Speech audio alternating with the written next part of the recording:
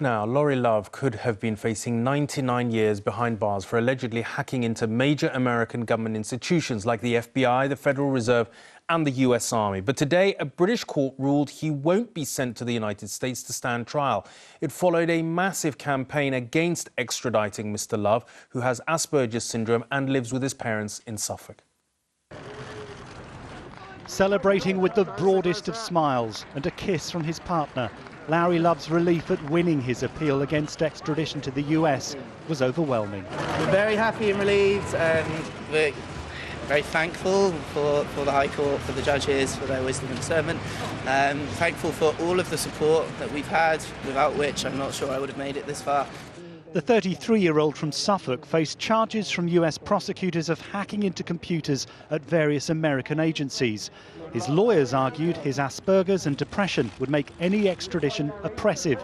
Today, the High Court agreed. It's incredibly stressful, and I guess because of my mental makeup, because I have Asperger's and other reasons, it's very hard for me to show stress visibly. It takes a toll. In a way, the process itself is a form of punishment, and it'd be better if these things were a bit more expedient and smoother. And I do hope that as a consequence of the precedent that's set by this decision, other people will not have to endure a lengthy extradition battle. Lauri Love is alleged to have stolen huge amounts of data from the FBI, NASA and other agencies. He faced up to 99 years in a US jail if convicted there. The correct country for him to be tried in would not be the US under these circumstances, especially bearing in mind what we know about prison conditions in the US and how vulnerable people such as Lauri could be treated there.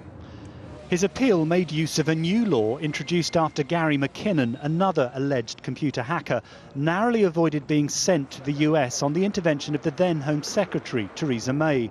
Every night you go to sleep, you're terrified that your child, adult or not, it's your child, is going to be extradited thousands of miles away and probably wouldn't survive 5 minutes in one of these prisons. They are so terrible places to be, really violent. You have to join gangs to survive.